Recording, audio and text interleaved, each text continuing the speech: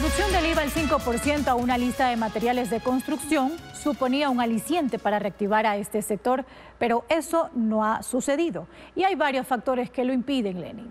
Andrea, ya nos acompaña Walter Spurrier, quien ha hecho un amplio análisis sobre los cortapisas que impiden que el sector de la construcción despegue.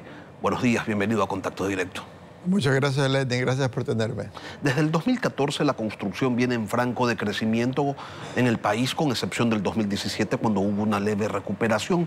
¿Cuáles son las razones de ese desplome? Bueno, Lenin, la construcción tiene dos segmentos, el segmento de la inversión pública y el segmento del servicio a las personas y empresas en la parte privada. El sector público tuvo hasta el año 2014, y de hecho el año 2013 fue el pico, una enorme inversión pública debido a los ingresos petroleros altos y además el endeudamiento del Estado. No necesariamente se hicieron buenas obras, pero bueno, hubo una gran expansión y luego a raíz de la caída del precio del petróleo se detuvo totalmente la inversión pública. Entonces, si vemos las cifras de actividad de la construcción, eliminamos prácticamente todo lo que era construcción pública, la cifra se desploma. Por el lado privado, hubo el problema, en primer lugar, que si la economía no crece, quiere decir que los ecuatorianos ganamos menos, tenemos menos posibilidades de cambiar de casa o comprarnos un nuevo departamento. Las empresas no amplían sus instalaciones si no crece la demanda. Entonces, la construcción privada mucho va de la mano a cómo va la economía como un todo. Entonces, en ese sentido, ha habido una desaceleración de la inversión privada y de la construcción privada debido a menor dinamismo de la economía. ¿Y qué implica esa desaceleración a nivel de empleabilidad? Y bueno, pues está claro, a nivel también de dinamización de la economía que prácticamente ha caído a la mitad. El problema es de que la construcción es muy intensiva en mano de obra y emplea mucha mano de obra de personas de tipo albañiles que tienen poco calificación, aparte de tener otros empleados de mejor calificación como pueden ser ingenieros y pueden ser electricistas, etcétera. Entonces significa menos empleo. Luego la construcción tiene la característica de que emplea mucha industria nacional, ¿no?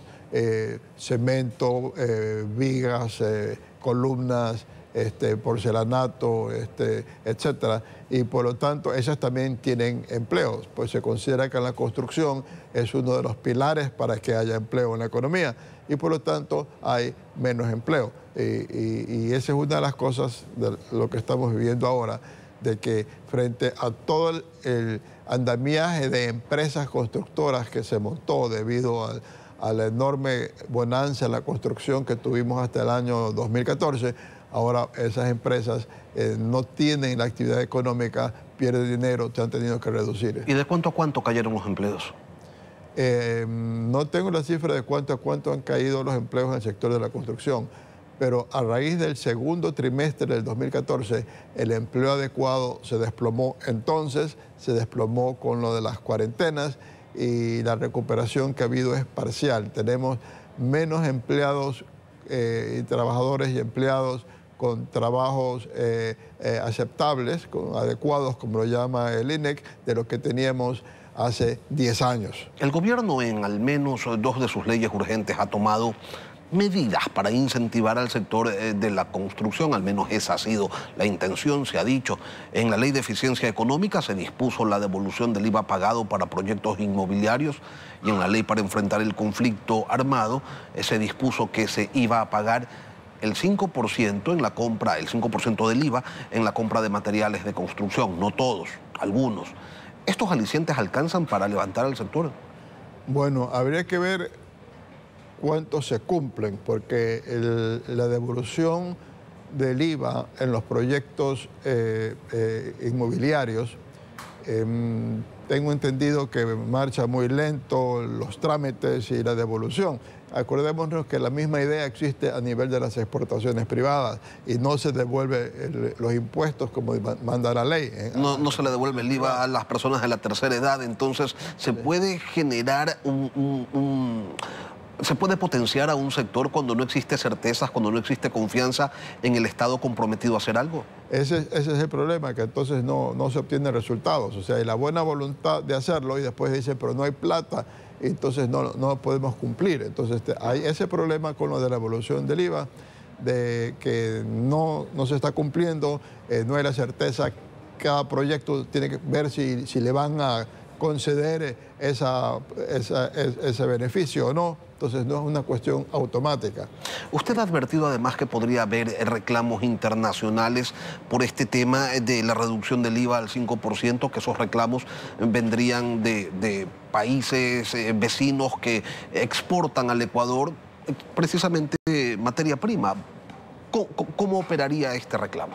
Bueno, hay el tema de que la ley dice la devolución del IVA y que se aplica solo el 5% del IVA para productos nacionales. Y resulta que lo único que se permite a nivel de acuerdos tipo OMC es los aranceles. Si usted quiere favorecer a la industria nacional, tiene que tener aranceles, pero no los impuestos internos. Entonces, probablemente la primera reacción que habría sería de los países vecinos dentro de la CAN. Probablemente Colombia y Perú reclamarían ante la CAN de que hay discriminación contra sus productos porque un impuesto interno se aplica de manera distinta a las empresas nacionales que las extranjeras. Entonces, ahí vendría probablemente la CAN funcionaría mucho más rápido de lo que funcionaría la OMC. Ponen el reclamo y hay una decisión de la CAN y se la tiene que cumplir. Pero no es el único problema que presenta este beneficio tributario. ¿Por qué señala usted que se podría generar un desequilibrio en la cadena de valor en su conjunto? El desequilibrio en la cadena de valores viene por el lado de que si una empresa nacional tiene que pagar 15% sobre el IVA, y a la final en sus insumos, y después al entregar la construcción solo tiene que recuperar el 5%, porque el IVA funciona así.